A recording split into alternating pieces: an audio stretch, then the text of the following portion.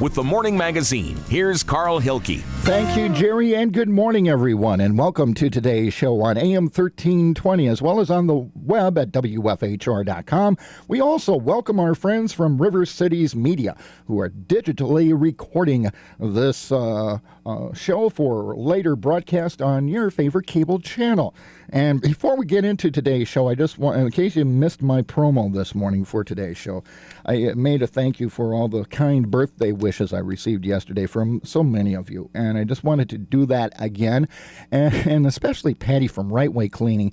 She gave me a cake and ice cream. I mean, that's a sweet gesture, but for everybody that's signed a card or sent an email or just said, happy birthday, Carl, I was deeply appreciated. With that, I want to welcome the Mayor of Wisconsin Rapids, Zach Vruwink, and he's here for the entire hour, although we're going to have a very special guest.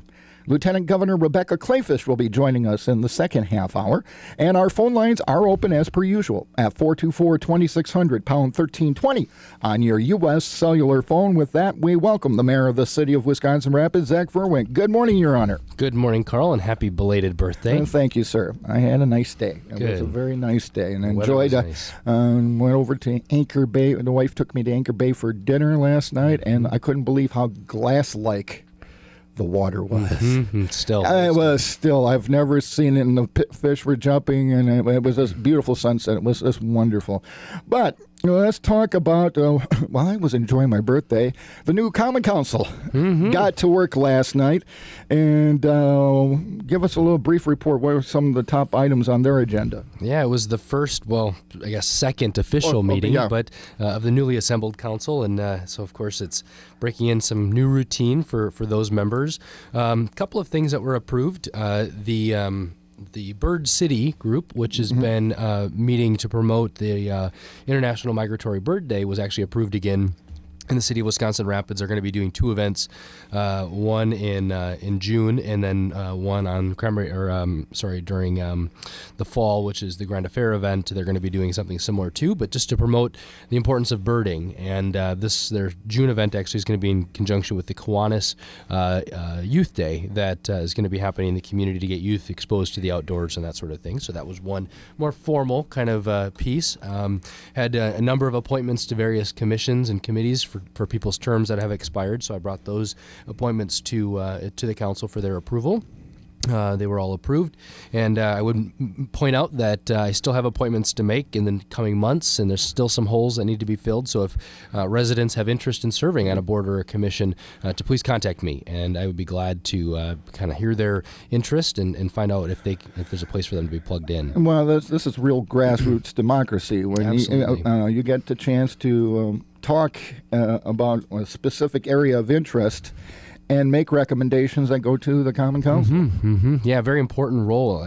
Really, when it talk about things as kind of simple and not as attractive like wastewater commission, but there's a whole variety of boards and commissions where residents do need to be participating. And my element all along has been trying to find those individuals who may have not served before and may not have wanted to serve or really understood there was an opportunity to serve. So anybody that has not been appointed in the past, I really welcome their interest. If you're just joining us on the Morning Magazine, welcome. We're having our monthly visit with Wisconsin Rapids Mayor Zach Vruwink. The phone lines are open at 424-2600, pound 1320 on your U.S. cellular phone. We should mention the mayor is suffering, like a lot of us, from allergies. Yes, the pollen count is way up now as things are. Throat, my nose, and sinuses. So he's not doing his Barry White impersonation. No. Okay, let's. Any bits of any significant legislation that was approved last night? There was the dissolution of the Telecommunications Advisory Commission. That group had previously met, and there was an old ordinance, 23-page ordinance, that was written when the city could negotiate franchise fees. Right. And that obviously is not in existence anymore. So that commission was dissolved last night at the suggestion of the Telecommunications Advisory Commission last year. So that's been done. And then there was the official ordinance changing the speed limit on 2nd Avenue Okay. South, heading into the roundabout by the U.S. or by the State Office Building. And that's going from where to where? 25 to 35 miles per hour from the bridge, essentially, from the expressway corridor to the roundabout. So that'll happen here in the coming, I'm sure the signs will be changed in the near future on that. Now, that's been debated. Now that we got an actual ordinance, is there going to be a study to see if that's the right speed or what? There could be. There could be if the Public Works Committee decided to make that referral and the Common Council agrees to it. At this point, nothing has been approved for doing a traffic study for the purpose of speed limit. However, we did meet with the state just recently, last week, I believe, regarding the improvements that we're planning along 2nd Avenue. Given that was one of the first roundabouts in the state, it's configured much differently than any other roundabout that has been put in the recent years. In fact, they're on their 3rd revision to roundabouts already.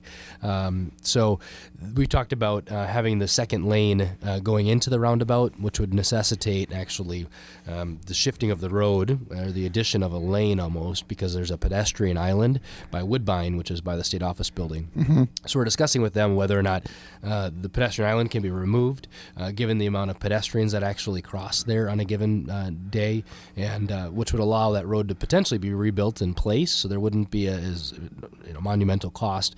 We're also going to be refronting garages or working with property owners on the north side of 2nd Avenue. The west side, but the north end, I should say, closest to the expressway, for those that have driveways off of 2nd Avenue South, given the fact that they're backing out. It's very unsafe. Yeah. Because you've got 2 lanes of traffic, and the right lane is the primary lane, because that's the lane that goes through into the roundabout. So our agreement with the state is that we will put in an alley or something on the backside to connect those property owners just in that first block primarily to be able to deal with that issue. Okay. Now, you had a meeting, long-anticipated meeting, recently with the owners of the Rapids Mall. 2 years I waited for that moment, Carl. Okay. And 2 years of hearing residents' concerns and obviously seeing them myself. I get to the mall frequently, whether it's for lunch or visiting the Centralia Center or what have you. I saw, just like everyone else, the kind of disinvestment and just kind of the downturn in that property. So now they've dealt with some of the financial issues that they had to put behind themselves, which now allow them to now make the improvements that they needed. So my primary purpose of the meeting was, one, what are we going to do about the anchor store, the vacant anchor store? Whether or not we are successful in attracting a tenant in there again to take all the space, or if potentially there's a redevelopment opportunity for a different use, similar to the VA clinic expansion that happened in recent years. Are there other potential uses for that space? So we're discussing that.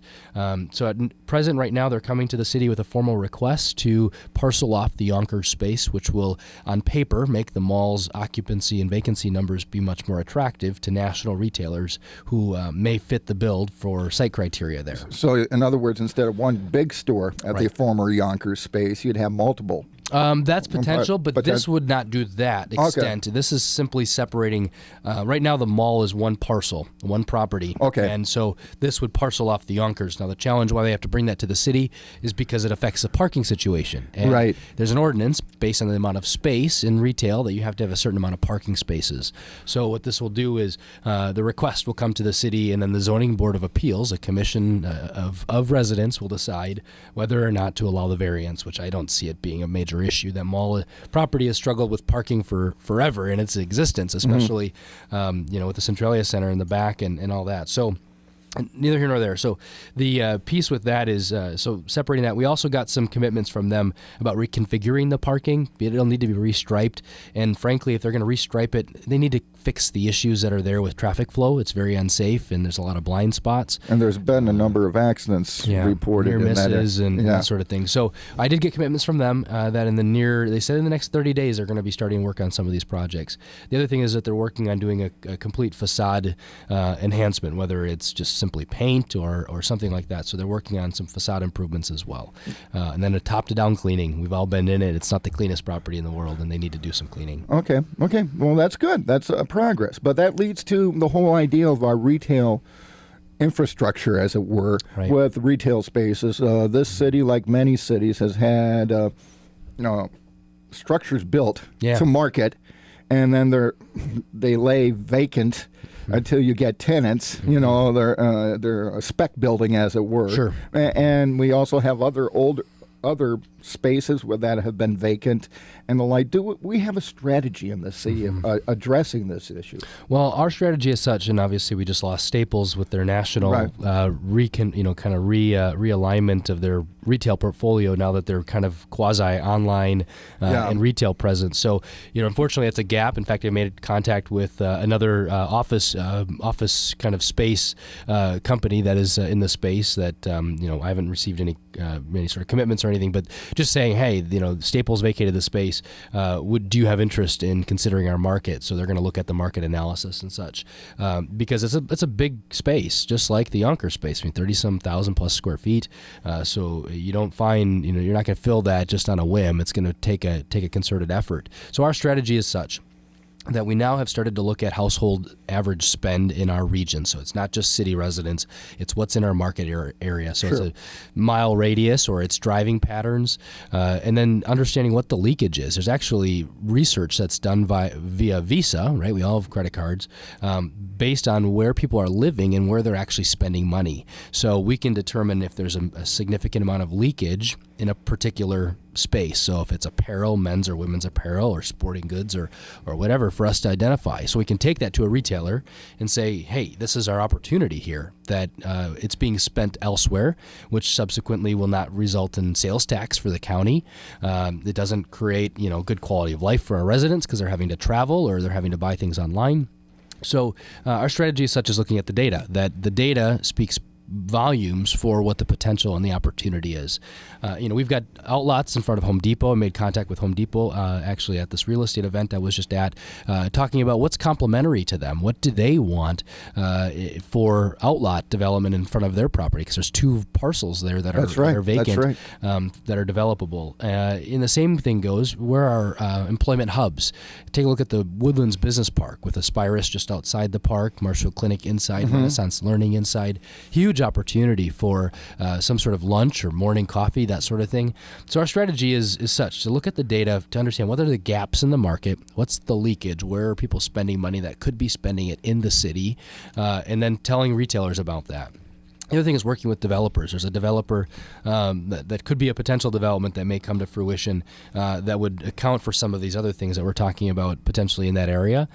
So we want to just work with them to see what we can do to incentivize their development. Now it's retail, so it's not quality jobs oftentimes or good paying jobs. So there's a limited incentives the city can and really should be doing for those things. But it's getting them the data and the knowledge that our market can present, because it's any new development helps our tax base. Well, that's it. But retail will also look at the number of good-paying jobs in an area, which is why getting larger manufacturers in, like the site that's been certified. Right, over. Absolutely. I mean, any news there? No, nothing to report. Okay, but I mean, helping Renaissance get people in. I would think, a restaurateur or somebody would be interested in that area where you got 2 major medical facilities and another large business with its there's at least 700 employees right there that are a captive audience for somebody for quick serve lunch or dinner or breakfast. Right. I would think that would be a very attractive place to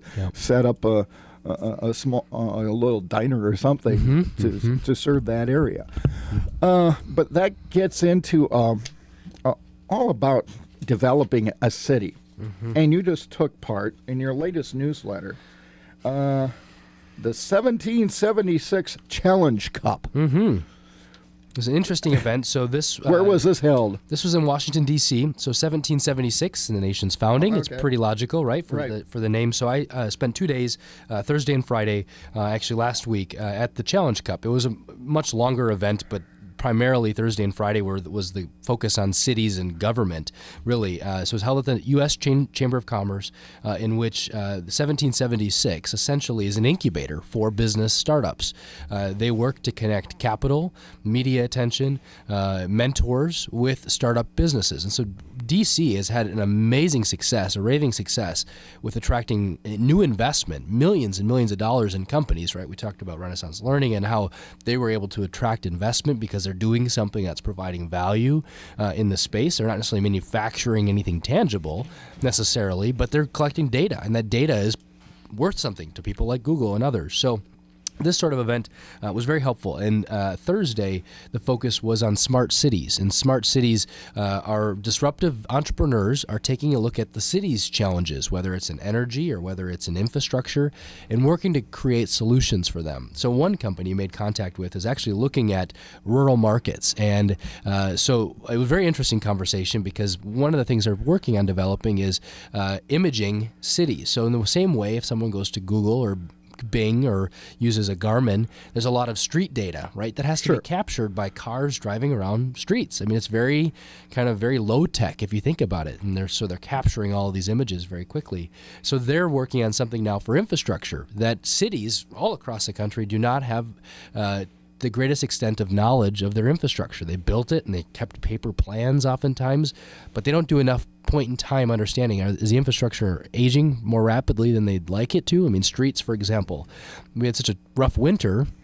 Other than doing really a manual or an analog kind of street check of just kind of looking at them objectively or subjectively, that this will now give streets and cities the opportunity to be more objective. So, there's companies that are being developed in startup phases that are taking a look at these challenges. So Friday was focused then on, so Thursday was ideas and what are the businesses that are actually being started in this space. And then Friday was getting startups to locate in your community. What is the infrastructure? Not necessarily hard infrastructure when we talk assets like wastewater and power and water, but talking about social infrastructure. What is the quality of life that needs to be created for a startup to consider your community? And we all know that Silicon Valley and some of these places have really done a bang-up job of attracting startups because there's a social infrastructure there that doesn't exist in other parts of the country. So that was kind of the focus, was what's the environment have to be like in the ecosystem?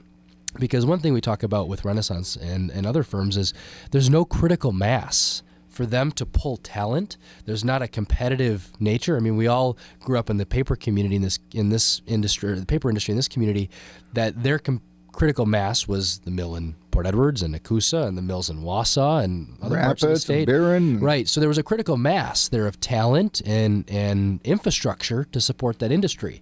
Well, that was one single industry. That startups need much more of a diverse industry, and that's ultimately what we're hoping to do, right? It was to diversify our local economy, and one way to do that is to attract startups who are just in their infancy stages that have now gotten a big round of oftentimes investment from outside sources. Now, that can lead into a discussion when the Lieutenant Governor gets here about what role the state wants to play in that. I know WEDC and the state has been talking about encouraging angel investing. Yes, that's exactly what this was all about. I mean that's connecting angels with the big ticket dollars. I mean, we all heard about Google Capital and how great that investment was, but there are much more. They're much larger. There are much more different companies that are looking to invest in startup companies that are going to do disruptive things. Think about what Apple did with the iPhone, right? Right. Very disruptive. It shook up the industry. They're the new creators.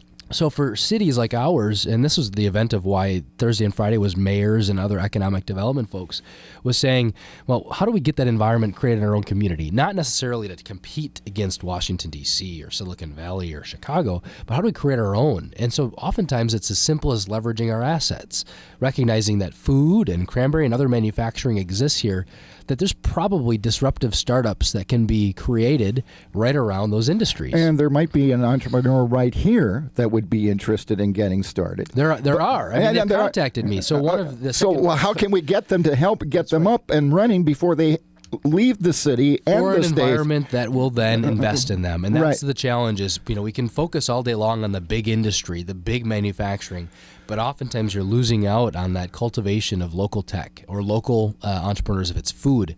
So the other piece to that was a food incubator. Very simple, no frills. It was a commercial kitchen that was licensed, and we all know not every commercial kitchen can just open up and start selling food and serving food to the community or manufacturing food. That's a whole other piece to it. So they got 50 small, very, very small food businesses, whether they're selling through a retail outlet or a food truck, but they're also doing things where they're manufacturing things like salsas and distributing them nationwide. So it's this commercial kitchen, one commercial kitchen that's leasing space to all these little food startups. And they're ultimately, it's amazing, the job growth. They've got a list of 300 potential tenants. You think about that, that's 300 jobs just by the waiting list, right? So there's a very kind of simplistic approach that can be played to encourage this. And I think there's no question that the proximity to the food production that happens, or the food production really in our community, or food growth here, that there's opportunity.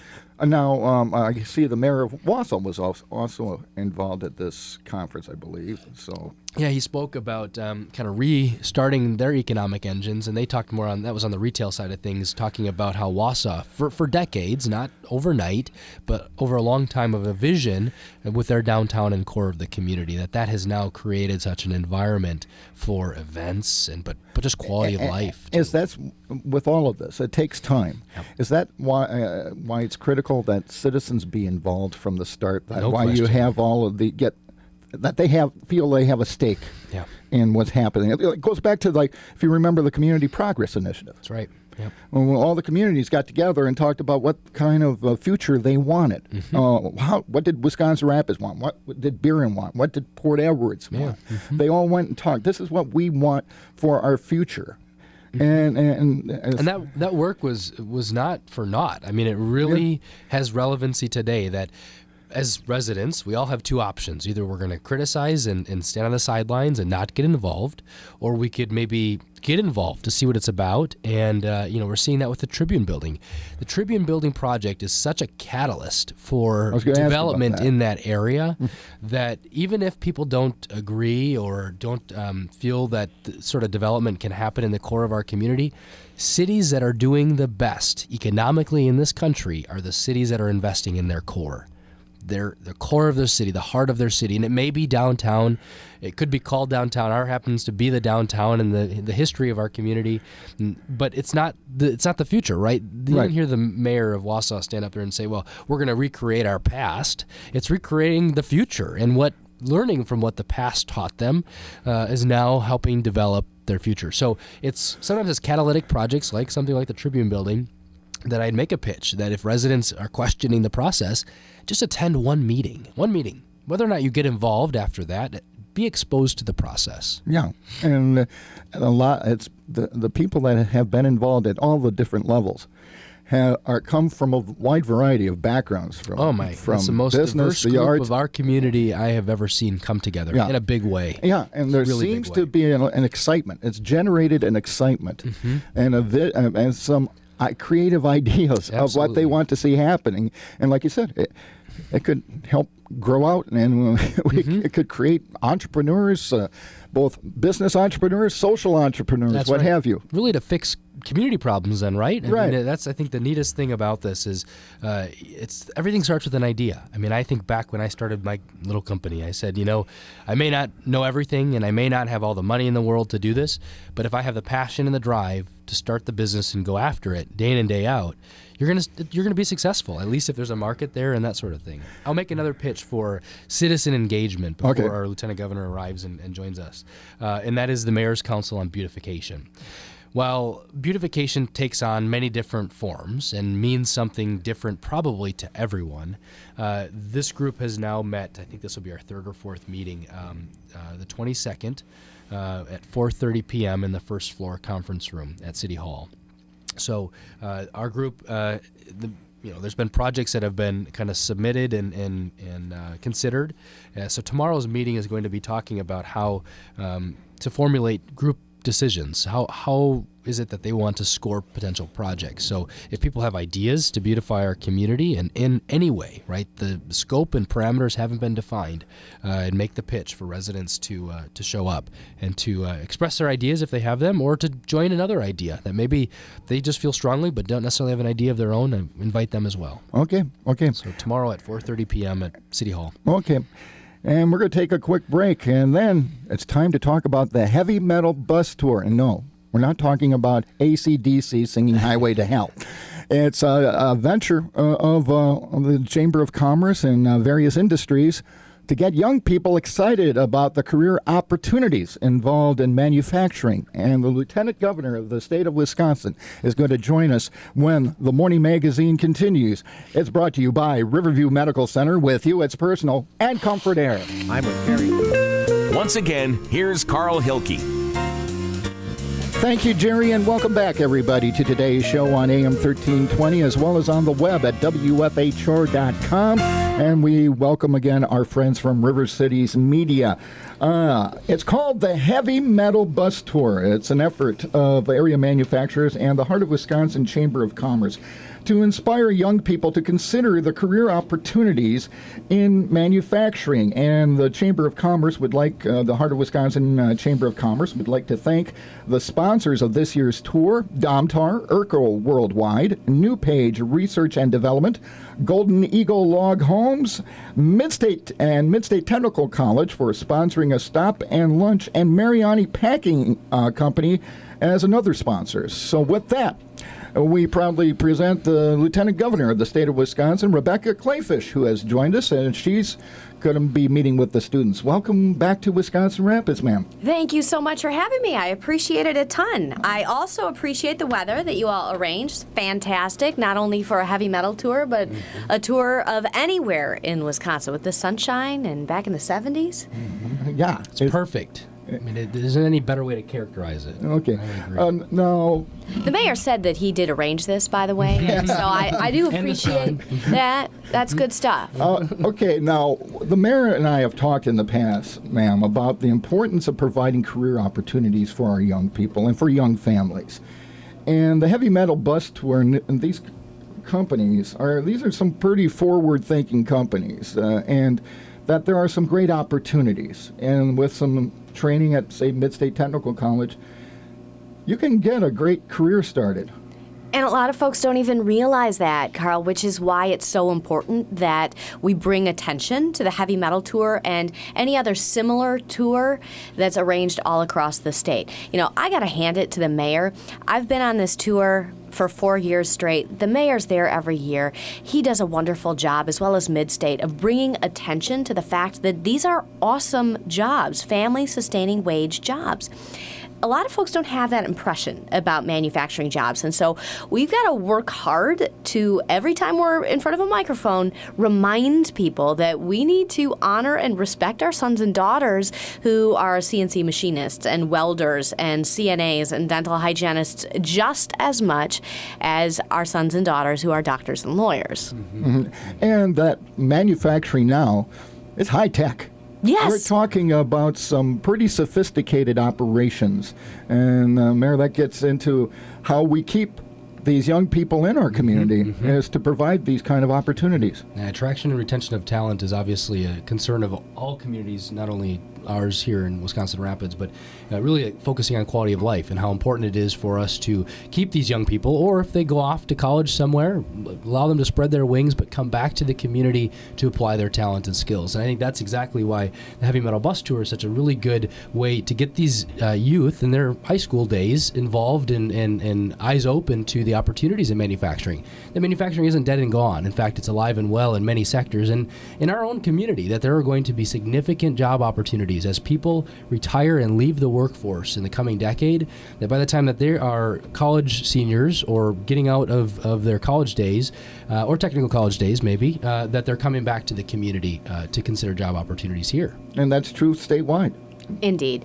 And one of the things that we like to remind people of is in the next 4 years, almost 50% of Wisconsin jobs are going to require middle skills. That means something beyond a high school diploma, but yet less than a bachelor's degree. So basically, your technical college education fits the bill everywhere in that middle skill bucket. So we need to encourage folks to consider these job opportunities because they are really good job opportunities. If you're a CNC machine operator, you're making $41,000 a year. That's exciting for a new graduate And then you couple that with the fact that our technical college graduates are not graduating with the debt load that our baccalaureate degree pursuers are. The year 2014 represents the graduating class that has the biggest student loan debt in American history. The average is $33,000 in student loan debt. Our technical college grads in Wisconsin are not graduating with that type of debt load from their student loan debts. That is a step in the right direction, and then you couple that with starting off on the right foot with a great family-sustaining salary, you're off to a path of success. What's your message, or what will be your message when you talk to these students? And then I'll ask the same with you, Your Honor. Well, students are smart, and the young people who are going to be having lunch with us today are 8th through 10th graders, but we're talking not only to young people, but also displaced workers about these opportunities. The message is, hey, you're smart. Think about the return on your investment that you're making. It's not just an investment in money, in paying for your education. It's also your investment in time. So if you are going to graduate with a lower debt load, and in many cases, no debt load at all, because a lot of folks work part-time or find other ways to pay for their technical college education and then graduate and go right into a family-sustaining wage job, you've just made a really smart investment, and your return on it is going to be seen quickly and amply. Okay. Mayor, what's your message as the mayor of a lot of these kids? Yeah, you can't start early enough, and I think by getting exposed to the elements, whether it's manufacturing or high tech or anything else that a career choice that they may be interested in, because the earlier they're exposed to it, the much more kind of directive they're going to be. So they're not getting out at a senior in college or pursuing a technical college degree and recognizing this really wasn't for them. So by getting involved with an internship or an apprenticeship that could, depending on their level of expertise, that they really could then become exposed to these things much earlier. And so I'd say you can't wait until you got to high school, oftentimes, or even to the point where you're stepping off to college, whether it's technical college or 4-year, to start early. Which is why it's so critical and why it's so good to see all of these businesses of the members of the Heart of Wisconsin Chamber of Commerce being involved in this program. Mm-hmm. I love that they love this. I love that they are looking out for themselves, right? Because they know that one day they're potentially going to hire some of these kids, but also that they are investing in crafting a really great curriculum for Midstate, because that is some of the best bang for your taxpayer buck, our technical college system. I just spoke for the commencement at WCTC, which is Waukesha County Technical College, but over the years I've made today will be my 38th visit to a technical college over the last several years. It shows that your taxpayer value for what you're getting out of technical college is fantastic. In many cases, it's 87% to 90% of technical college graduates here in Wisconsin that move on to a job within 6 months. That is great ROI. Okay, we got to take one quick break and then we'll continue our discussion. The mayor and I, prior to your arrival, were talking about entrepreneurs. Getting young entrepreneurs in our area off the ground. And the mayor just came back from a conference at the National Chamber of Commerce in Washington, D.C., and I'd be interested in getting the state's take on what we can do to foster entrepreneurship in our local communities. We're visiting with both Wisconsin Rapids Mayor Zach Vruwink and Wisconsin's Lieutenant Governor Rebecca Kleefisch here on the Morning Magazine. Back with more right after this. Sunny skies and 71 degrees here at AM 1320. Welcome back to today's edition, a very special edition of the Morning Magazine. Wisconsin Rapids Mayor Zach Vruwink is here for his monthly visit with us, and the Lieutenant Governor of Wisconsin, Rebecca Kleefisch, has joined us. They're both going to be taking part in the heavy metal bus tour, and the kids are going to be taking tour stops at Domtar, Urkel Worldwide, New Page Resource and Development, Midstate Technical College, and Golden Eagle Log Homes. And Mariani Packing Company is another sponsor of this event. And so we've been talking about that. But prior to the Lieutenant Governor's arrival, the mayor and I were talking about how you develop entrepreneurs. And you're both were there. The mayor, when most guys are looking at making football teams, or what you were thinking of what you're going to be, how you're going to develop your company. And Rebecca, you got out of the broadcasting industry and then started your own public relations business. So you both know about entrepreneurship. And prior to your arrival, we were talking about what the city needs to do to kind of foster an environment of entrepreneurship. Is there something the state can do? I mentioned about the angel investing and the like. Can you talk about what the state is trying to do to foster that and help communities like Wisconsin Rapids help develop their entrepreneurs and keep them here? Well, I think you kind of hit the nail on the head right there, Carl, when you said we need to help local municipalities, because we all know that entrepreneurs start locally, right? And ultimately, we want folks to hire their friends and neighbors. That's how we deal with our unemployment issues in any case. Small business owners create between 60 and 80% of new jobs in America. So if we nurture our small businesses, get them to plant roots and grow deep, it's really hard to pluck up those companies when their roots are so strong and deep. And so the more small business owners we nurture at the get-go, the better off we are. So if you are considering becoming an entrepreneur, I urge you to visit us at our Wisconsin Economic Development Corporation website, inwisconsin.com. There's a tab for if you want to start a business. We're so into this, even the governor's site has a tab for if you want to start your own business.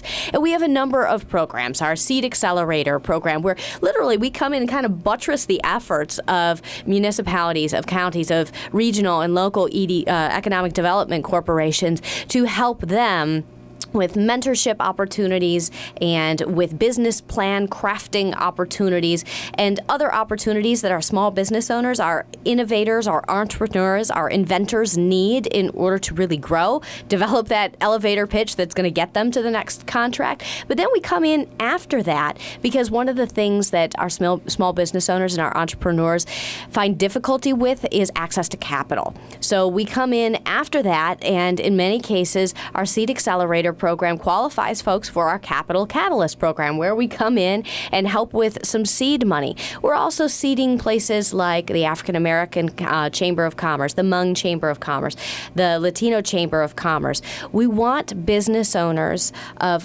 all different backgrounds to find opportunity here in Wisconsin. And it's not just through our Wisconsin Economic Development Corporation. It's through localities, it's through technical colleges, and it's through great organizations like SCORE, providing business mentorship, and WIBIC, providing microloans to a lot of businesses that wouldn't necessarily have the opportunity to walk into their community bank and have access to capital. Mayor, how can the city then make better use of these opportunities? How can we get a synergy going so that we're all on the same page and we're making use of all the resources available? Well, we've talked at great extent about leveraging state resources and those outside our state as well. And I think from a municipality, we can't overthink some of this stuff. It's very simple oftentimes. So it's sometimes connecting them with an accelerator program or developing an accelerator program to get their idea from idea and concept to actually to market, and connecting as the Lieutenant Governor has talked about with capital and anything else. But I think sometimes the simplest programs can exist with the biggest return, because it doesn't necessarily require a bunch of startup money to get something off the ground. So, I think there's definitely something, and we've talked about the Grow Rapids initiative, that just getting services that the city has online. So we all know entrepreneurs and business owners don't operate on City Hall's calendar, right? Or on City Hall's timeline. They're doing things early in the morning or late at night when City Hall is closed. So making these services available online to people, and even the state resources, as the Lieutenant Governor's talked about. I know. I just saw the story about how the state is upgrading its information technology, right. And some of it was in great need of. I know, but this is one of those things that you kind of expect of government, and I'm sure the mayor will back me up on this. There are some things that when you come into government and realize the array things are in, you're shocked, because you assume that government has everything online, right? You assume that everything is computerized, and that with the amount we pay in taxes, everything has been done in order to transfer paper records to computer-based records decades ago, right at the advent of the internet 20 years ago, right? Not necessarily the case for government. So that is probably one of Scott Walker's greatest legacy items that he may never get credit for, is we really transferred and moved into the 21st century and made things accessible for people, especially with our Open Book Wisconsin initiative. You'll love this story, because I remember when you told me about it, one of your first days in office in your first term, you were walking around City Hall, and all of a sudden you hear ding. Ding! And you were going, what? It's been 2 years working on this, Carl, and you're fully aware of exactly what's happened. What happens on the state level exists on a much more localized level as well. And that's why, people, maybe sometimes taxpayers, why do they have to spend that money on all this high-tech stuff? Well, this is the 21st century. The return on investment almost sometimes isn't immediate, but that's where initiatives like a Rapid Improvement Lean Six Sigma initiative, that getting employees involved, those that are doing these processes and training, giving them the fundamentals to improve their process and reduce waste, that they're the ones that are doing the project. I can't tell them how to do their job better, but if they themselves are involved in developing their skill set through our partnership with Mid-State Technical College with Lean Six Sigma training, that our employees are now involved in making these processes much better and reducing waste. And it's thrilling to hear a mayor embrace Lean Six Sigma. That's one of the initiatives that we actually put into our 13-15 budget, essentially like a reimbursement for the investment in doing lean government. The private sector has to be so good at what they do that they actually make money, right? Right. In government, we take money from the taxpayers. Well, we'd like to take less, of course. The governor has committed to lowering the overall tax burden every year we're in office. He's already signed $2 billion in tax relief into law. But how do we go further in giving you value for your tax dollar without taking so many more of those tax dollars from you? One of the ways is by doing lean government, figuring out ways to be more effective and more efficient with your taxpayer dollar. And that's why we're doing reimbursements for great initiatives like the one that Zach's talking about right now. Very smart for cities like Wisconsin Rapids, but all across the state to embrace these principles. Okay. Yeah, well, this is always the conundrum for public servants. People love their services. They don't love their taxes. They want the services, but they want that tax bill as low as possible. And how do you provide? Well, that's one of the reasons why the governor asked me and our Secretary of the Department of Revenue, Rick Chandler, to start traveling the state back in December. He's committed to lowering the overall tax burden. What he doesn't know is what that actually looks like in everybody's family room, in everybody's small business budget. And so he asked us to find out. And one of the ways we do that is through these tax reform roundtables, where we gather 10 to 30 people around a table and we get a good discussion going. Now, the Secretary and I really don't talk very much. We take a lot of notes, we ask some questions that are thought-provoking, and get a good give and take going. The other way we do it is by gathering data off of our website, which you can join us at any time. That's taxreform.wi.gov. That's how you give us a piece of your mind on where you'd like us to go in the future with tax reform. But, Carl, something you said and the mayor was nodding to is very, very true. Folks do not like taxes. But there are a lot of folks who come to the table and they like the part of the tax code that has kind of been carved out to benefit them. It's very interesting to watch the give and take when you have a student across from a farmer, across from a manufacturer, across from a veteran, across from a municipal leader.